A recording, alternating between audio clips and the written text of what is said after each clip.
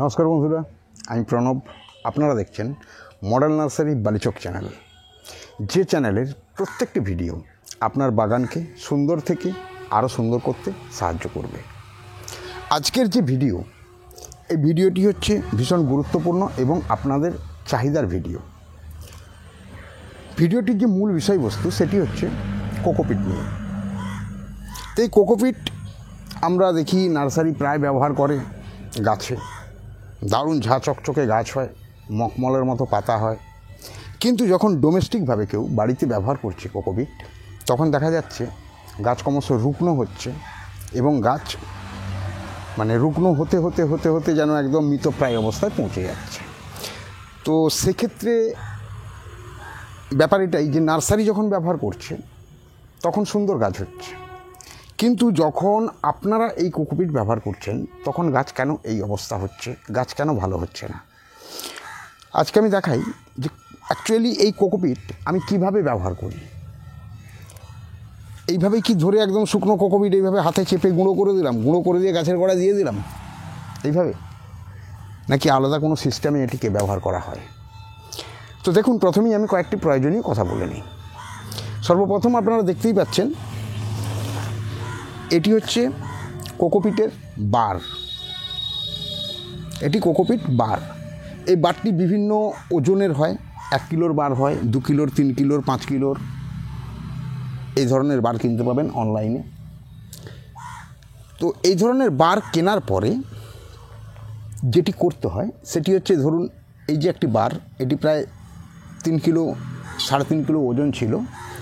তো বারটি আমি কিছুটা ব্যবহার করে নিয়েছি। এই বারটিকে যখন আমি ব্যবহার করব তখন আমাকে নিতে হবে একটি বড় যে কোনো জায়গা, অর্থাৎ দেখুন এই ধরনের একটি বড় জায়গা নিতে পারেন। এই ধরনের একটি বড় প্লাস্টিকের গামলা হোক বা বড় কোনো ডেক, যার মধ্যে জল ধরবে বেশ কিছুটা। তো এত বড় বার যদি এই গামলার মধ্যে দিয়ে দেওয়া হয় তাহলে গামলার মধ্যে যে জায়গা আছে সেই জায়গা এটি কুলোবে না। তাই আমি এই বারটি ব্যবহার করার সময় অর্ধেক, আপনারা ব্যবহার করার সময় অর্ধেক পজিশন ব্যবহার করতে পারেন। এইভাবে বারটিকে ভেঙে নিতে পারেন।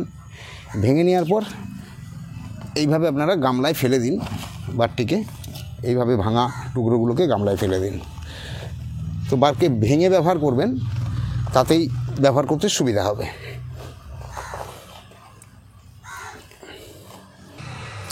এরপর এই গামলায় পর্যাপ্ত পরিমাণে জল দিন এবং গামলা ভর্তি করে দিন।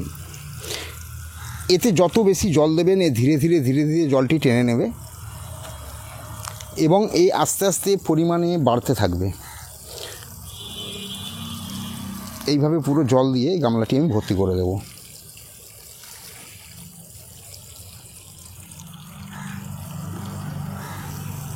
এবং দেখুন আস্তে আস্তে আস্তে আস্তে পরিমাণ বাড়ছে। যত ভিজবে তত ফুলবে।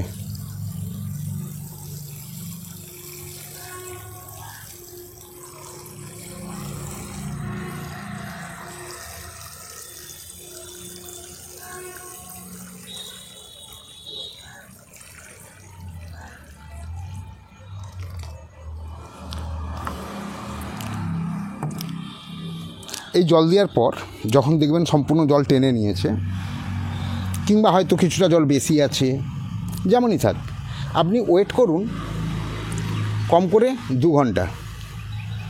এইভাবে ভিজিয়ে দিন, ভিজিয়ে দিয়ে আপনি 2 ঘন্টা ওয়েট করুন। প্রয়োজন হলে আরও জল দিতে হবে। যদি দেখেন যে এর মধ্যে ডেলা আছে, শক্ত আছে, প্রয়োজনে আরও জল দিতে হবে।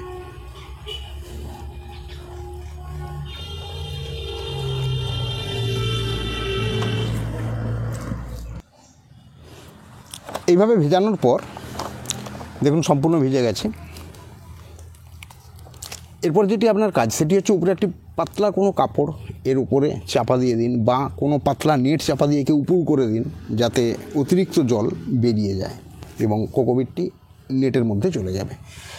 আর যাদের সেই ব্যবস্থা নেই, তো আপনারা এক কাজ করতে পারেন, এইভাবে হাতে আপনারা নিচড়ে এইভাবে কোকোপিটটি বের করে নিতে পারেন জল ছেঁকে।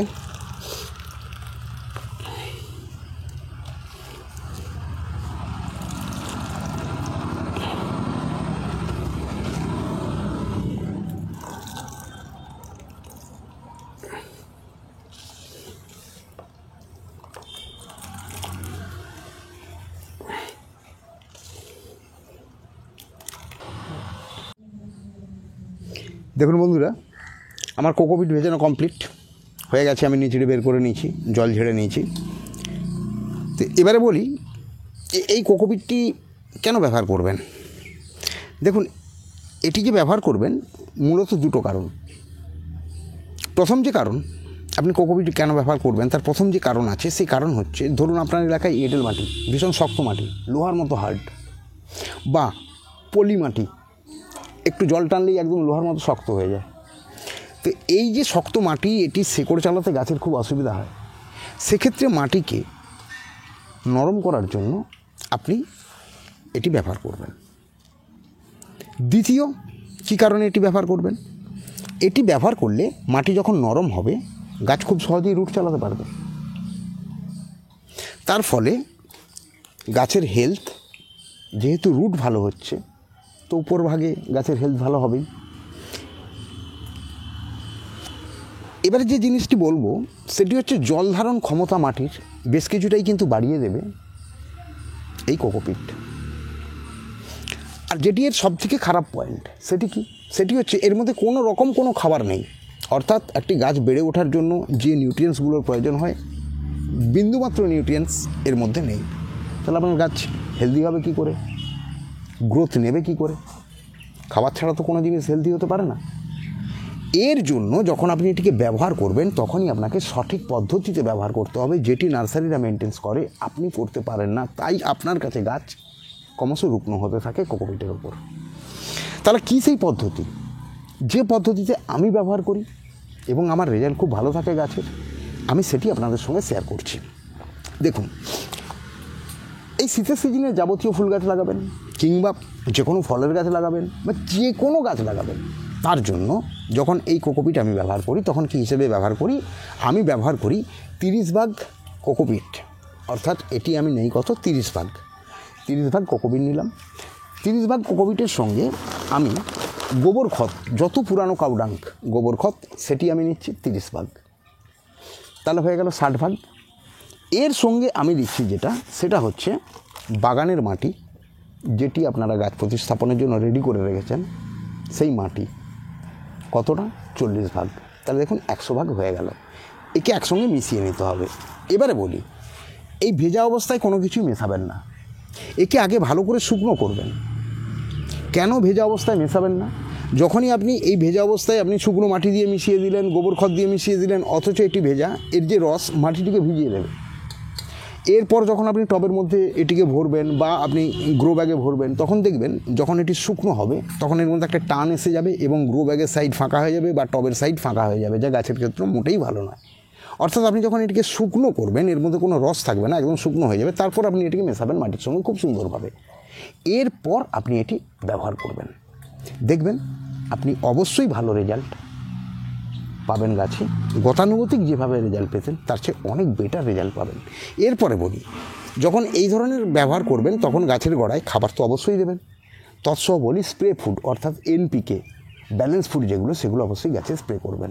তাহলেই দেখবেন আপনার গাছ নার্সারিতে যেভাবে গাছ নিয়ে আসেন, কোকোপিট আপনি দেখেন যে সুন্দর গাছ আছে, আপনার বাড়িতেও যারা শুধু কোকোপিটে করবেন অবশ্যই স্প্রে ফুড দেবেন গাছের গোড়ায়, আপনার বাড়িতেও গাছ থাকবে সুন্দর।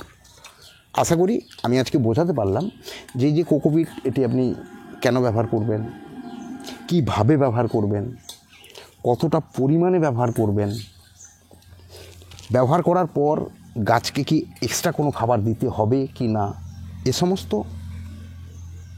প্রশ্নগুলো আশা করি পরিষ্কার হলো। তো আমি এইভাবে ব্যবহার করি এবং বেটার রেজাল্ট পাই।